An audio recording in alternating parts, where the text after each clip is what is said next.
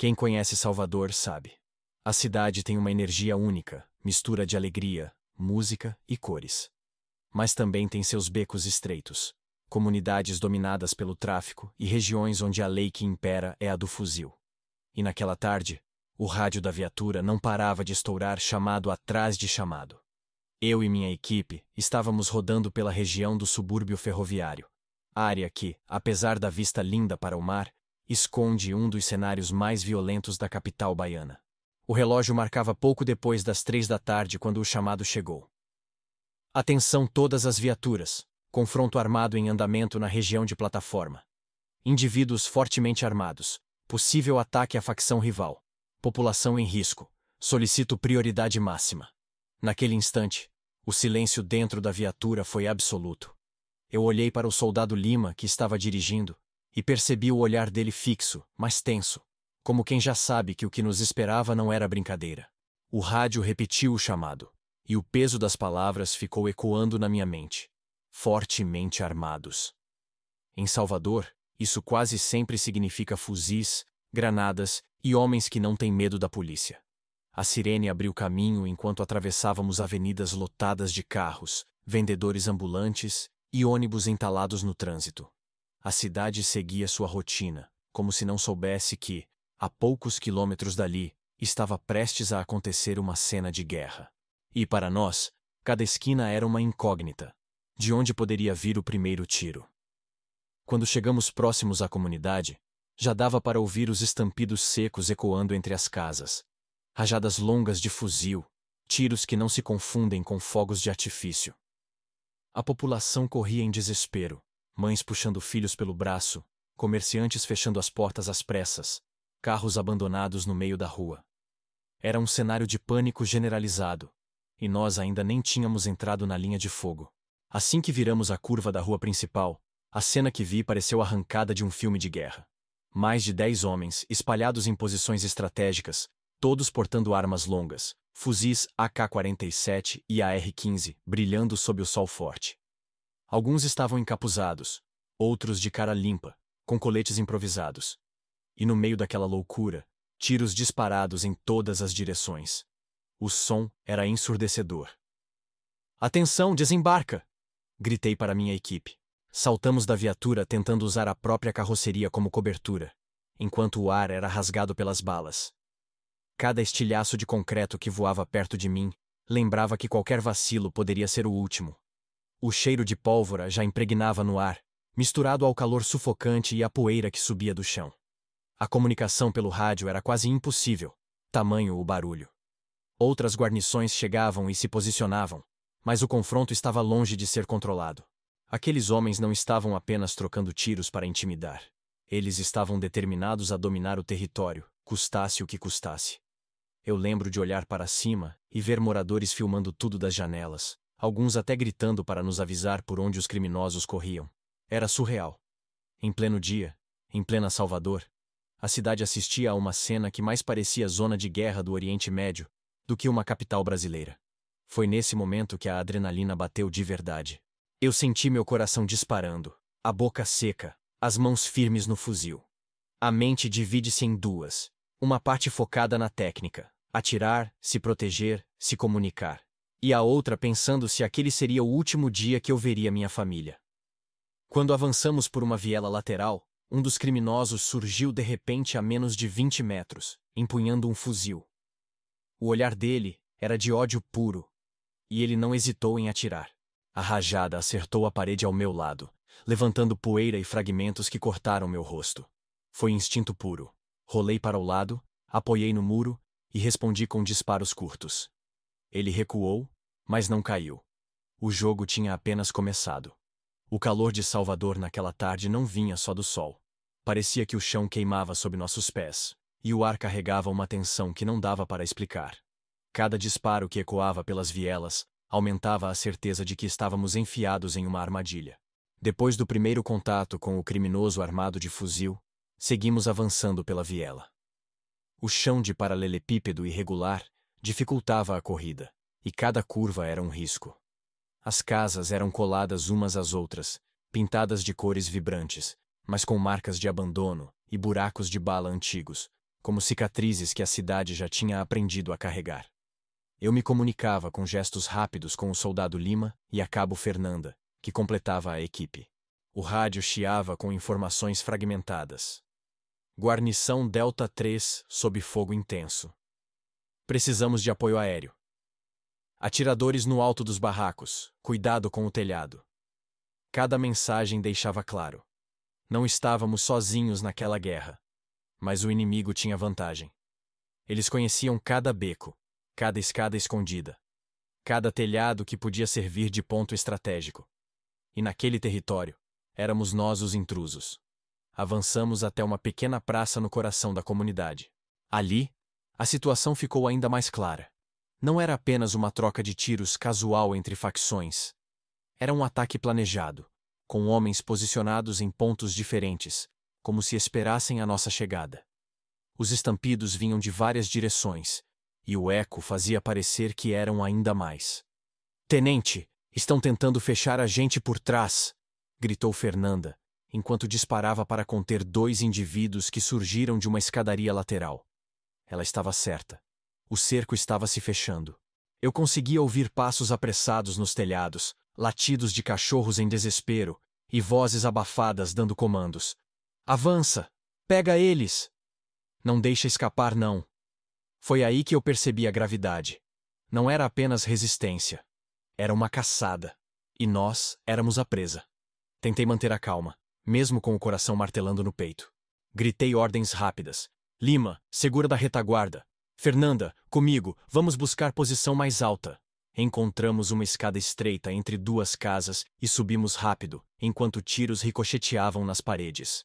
Chegando no terraço, a vista era de cortar a respiração. E não pela beleza da cidade, mas pelo caos. Do alto, vi pelo menos 15 homens espalhados pelas ruas e becos, todos armados até os dentes. O som dos fuzis misturado ao das pistolas criava um barulho ensurdecedor. Era como estar no meio de um campo de batalha. O rádio chiou de novo, com a voz do comandante. "Tenente Carvalho, mantenha a posição até reforço chegar. Helicóptero em deslocamento, tempo estimado, 20 minutos. 20 minutos. Quem já trocou tiro sabe. Em 20 minutos dá para viver uma vida inteira ou perder tudo." Olhei para Fernanda, que recarregava o fuzil com mãos firmes, e para Lima, que mantinha os olhos atentos ao beco de trás. Não dava para mostrar medo, mas todos nós sabíamos que cada segundo seria um desafio. De repente, um estrondo mais forte que os outros ecoou. Não era fuzil, não era pistola. Era explosivo. Um dos criminosos tinha lançado um artefato improvisado contra a viatura estacionada lá embaixo. O veículo explodiu em chamas, levantando uma nuvem preta que tomou parte do céu. O impacto fez as janelas das casas tremerem e deixou claro: eles estavam dispostos a tudo. A população, desesperada, gritava de dentro das casas, algumas pessoas choravam alto. Uma senhora abriu a janela e, em meio ao desespero, gritou: "Vocês não vão sair daqui vivos, eles estão por toda parte." Foi como um soco no estômago. A comunidade já tinha certeza da nossa derrota, e isso só alimentava ainda mais a coragem dos criminosos. Posicionados no terraço, conseguimos conter parte do avanço, mas a munição começava a preocupar. Cada disparo tinha que ser calculado, e cada vez que eu puxava o gatilho, lembrava que poderia estar gastando uma bala que faria falta mais tarde. A tensão aumentava, mas também a determinação. Eu sabia que se recuássemos sem organização, seríamos engolidos. Então respirei fundo e tracei um plano rápido. Resistir até o helicóptero chegar, custasse o que custasse. Naquele momento, não éramos apenas policiais. Éramos a última barreira entre inocentes e o puro terror. O pedido desesperado do morador ecoava na minha mente. "Tem criança presa na escola." Naquele momento, não havia mais tempo para pensar em recuar. Não havia espaço para hesitar. O confronto tinha se transformado em algo muito maior do que apenas conter criminosos. Agora era uma corrida contra o tempo para salvar vidas inocentes. O problema era claro. A escola ficava a cerca de 300 metros da nossa posição, no meio de vielas tomadas por homens armados. A cada segundo, o cerco ficava mais apertado. Os criminosos nos queriam presos, sem saída, e sabiam que havia reféns. Usariam isso como trunfo. Respirei fundo, tentando manter a mente fria. A adrenalina me fazia querer correr imediatamente até lá. mas eu sabia que qualquer passo em falso seria fatal. Olhei para Fernanda e Lima. Vamos dividir a atenção deles. Se ficarmos parados aqui, todos morremos, inclusive as crianças. Vamos avançar em direção à escola. Sem recuar. Entendido? Eles assentiram, sem discutir. Era isso ou nada. Descemos do terraço em disparada. Cada degrau parecia uma eternidade. As vielas eram estreitas, cheias de roupas penduradas nos varais, com restos de lixo e entulho pelo caminho. As casas geminadas abafavam o som, e cada esquina trazia o risco de dar de cara com a morte. Logo no primeiro beco, 3 homens surgiram, fuzis em punho. O som ensurdecedor dos disparos explodiu em nossa direção. Rolamos para trás de uma mureta improvisada, respondendo com força. Fernanda, com sua precisão quase cirúrgica, acertou 2 deles. O terceiro recuou, gritando para os comparsas. O barulho da troca de tiros ecoava pela comunidade. E eu sabia que isso chamaria ainda mais criminosos para nossa direção. Precisávamos ser rápidos. Avançamos mais alguns metros, quando Lima apontou para cima. Tenente, telhado! 2 homens nos miravam de cima, atirando em ângulo descendente. Não tínhamos como responder daquela posição. Me joguei contra a parede, quase colado no chão, e disparei contra a base do telhado. A estrutura frágil cedeu, derrubando um deles. O outro recuou, mas continuava atirando. Fernanda se posicionou e, com um disparo preciso, neutralizou a ameaça. Seguimos correndo, cada vez mais próximos da escola. Mas quanto mais avançávamos, mais o cenário de guerra se tornava evidente. Carros incendiados, paredes cravejadas de balas, moradores trancados dentro de casa. E, ao fundo, o choro desesperado de crianças que ecoava pela rua. Aquilo acelerava meu coração mais do que qualquer rajada de fuzil. Finalmente avistamos o portão da escola. Era um prédio simples, pintado em azul e branco, com janelas gradeadas. Mas naquele instante, parecia um castelo sitiado. 6 homens se posicionaram em frente, disparando contra qualquer tentativa de aproximação. Agora! Avança! Gritei.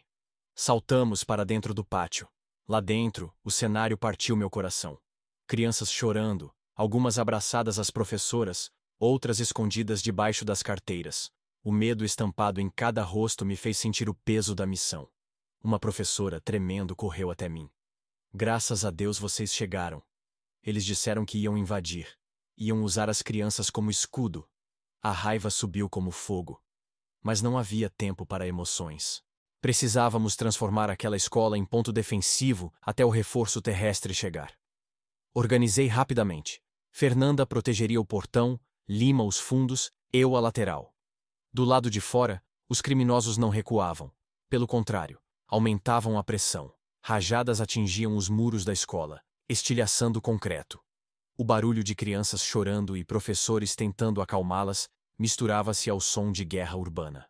No rádio, finalmente, a voz do comandante soou firme. Tenente Carvalho, mantenha a posição. Reforços a caminho. Tempo estimado: 10 minutos. 10 minutos pareciam eternidade. Cada segundo podia ser a diferença entre vida ou morte. A lateral do muro foi invadida por 3 homens. Atirei primeiro, derrubando um. Lima tentou conter o outro, mas meu ombro foi ferido por ricochete. A dor queimou, mas a adrenalina manteve-me firme. As crianças estavam assustadas, mas perceberam nossa determinação e, de certa forma, isso as acalmou. O barulho do helicóptero aumentava, e os criminosos percebiam sua presença. Disparos ainda intensos, mas a cadência diminuía. Quando os reforços chegaram, organizamos uma linha de proteção para evacuar todos. O percurso foi tenso, mas conseguimos sair. Crianças salvas, professores aliviados, população assustada. O rádio trouxe informações de apoio e instruções de evacuação. A comunidade, aos poucos, voltava à rotina, embora com medo evidente. O dia que começou como rotina terminou como teste de coragem, resistência e humanidade. Para mim, policial militar de 32 anos, foi a prova de que o verdadeiro combate não é apenas contra criminosos, é para manter vidas, esperança e dignidade em meio ao caos.